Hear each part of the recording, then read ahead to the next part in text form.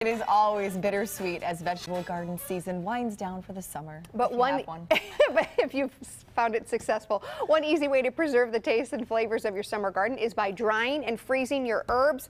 We are like in a garden right now, maybe a jungle. Garden guy Dale K is here with more, helping us. We should have really played the game.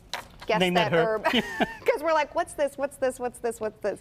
But I think a lot of people, I had some success with my herb garden this year, not 100%, but people want to hang on to it. You spent, you spent money, you spent time, effort to do it, but then the winter comes and you're like, what am I supposed to do with it? So you can dry or freeze the herbs. Exactly, and it's really about not letting summer go, because herbs, of course, especially for what we're doing this morning, is they're really aromatic and then they enhance flavor. And they're so much better when they're fresh rather than some mystery little jar. I don't know if they're sweeping it up off the floor. I mean, I don't know. I don't know how they get those parsley flakes in there, but you're doing it out of your own garden. And your success, you start with the easy things to grow. Parsley is one of them, all the way up to some of the basils that don't like the cooler temperatures. So with the forecast, we're getting towards that time. So now is definitely the time to harvest your garden, no matter really what it is, time to harvest. That little Vietnamese basil or Thai basil on the end there, you can see, right on the end, you can almost see it's a little bit yellow. And because it did not like the cold last night, it was a wee little bit chilly, so it starts to yellow out. Run your hands through it. It smells like soup, like Chinese soup. So, okay, so you have basically two options, right? You can freeze or you can dry. Does it matter which herb you do with which Some method? do better than others, so let's take a look at which ones do best either way. I don't even know which one we're going to look at. I think we're going to do freezing first. Freezing first. Here we go. Maybe. There we go. There we go. So freezing basil, cilantro, chives, dill, mint, parsley, they all do good. Ones for drying do oregano, parsley, thyme. So if for freezing, I mean, again, dumb it down for me. So like, do we just put it in a Ziploc and like throw it in the freezer and we're good to go? There's a couple of ways you can do it. The little lock bag is good. What you want to do is just create one layer. You don't want to pile too much in there. I've actually done a mix in here for stew. I've got some rosemary, parsley, and some thyme in there. The other way you can do it is actually chop them up and put them in ice cubes or popsicles, popsicles I guess, ice trays, and then you can cover those a little bit with either olive oil or water. Oh, okay. So, and then when it comes to drying, there's a couple of Wait, can I ask another freezing question? Yes. So after you take that out, do you just let it thaw? Let it thaw. And it depends on what kind of cooking you're doing, I guess. If it's going into a soup, you could probably just bang it right in there. Sure. Chop it up a little bit, of course, first, and then pop it right in there. If you're using it for salads, you can let it defrost a little bit first. So it kind of depends on the style of cooking. And then as far as drying goes, there's a couple of different types of ways you can dry. The first one being you can just kind of hang them up, tie them up and hang them up. That works quite well. You can leave them in a warm, sunny spot for a duration of time.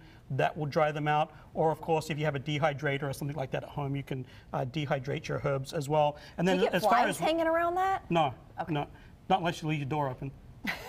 Well, I got kids. I can't tell you how many times I'm like, why is the door open? So just drying them, and then of course once they're dry, you can kind of crumble them up and put them into jars. Or little baggies and keep them that way, just like your store-bought kind of dried herbs. Sure, okay. And the flavor is always better, though, when they come from your own garden. Right, then, like you mentioned, you don't know if they're coming off a floor somewhere and you don't know what. Yeah, I just don't know. It's a little bit like tea, right? I don't know, in those tea bags, I don't know where that's, I don't know if that's just a little leftover pieces. Have me thinking twice about everything I'm dipping in the hot water or whatever. Okay, so you have a recipe for us. You make your own pesto. Yeah, so pesto is another super easy way, particularly to preserve basil, all your basils. Different types of pestos. You can do Kalamata olive pestos, all those sorts of things. I just do a straight basil pesto. And my daughter, she's 22. She just moved out to Fargo, and she makes me make these ice cubes of pesto, and I think she's dating some fella. And I don't know his name. I don't know his name. I'm always the last. I'm always the last to know these things. She's trying to impress him. So she cooked dinner for him the other night using, and I hear this story secondhand, right? I don't really hear what's going on. But she cooked some pasta and she used this pesto. And the fella, I don't know his name. The fella. Don't really want to know his name. He was so impressed with it. So anyway, 2 cups of fresh basil, Genovese, preferably go in here.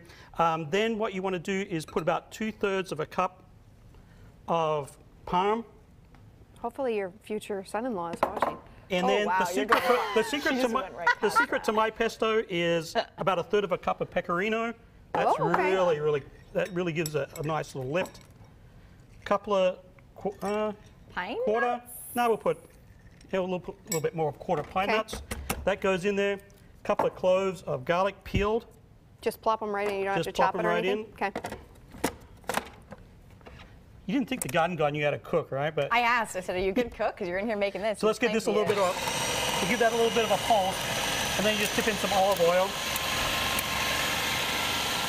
About 1/3 cup of olive oil. You're just eyeing it. Sometimes you put a little more in there. It's all good, right? Yeah, Sure. Wing it. And you let that go. Oh, it smells so good already. I know, it's very So herby. I'll just turn that off because you get the You get the idea. you get the gist, right? But you put that into ice cream, into ice trays.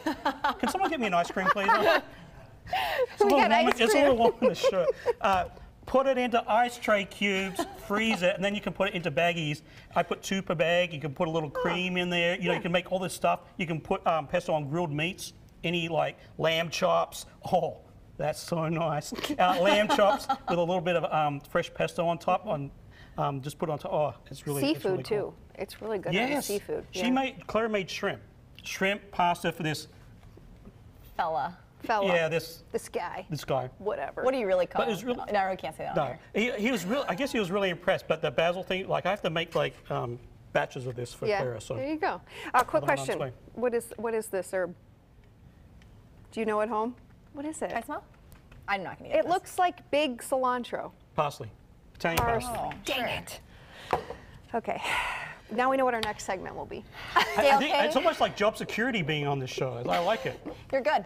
Dale K, thanks for joining us. That's mint. I knew Next that week, one. what his daughter will make for his Yes. the next boyfriend. Yeah, maybe we'll have an update next week. Okay. Ooh, matchmaker. Maybe I'll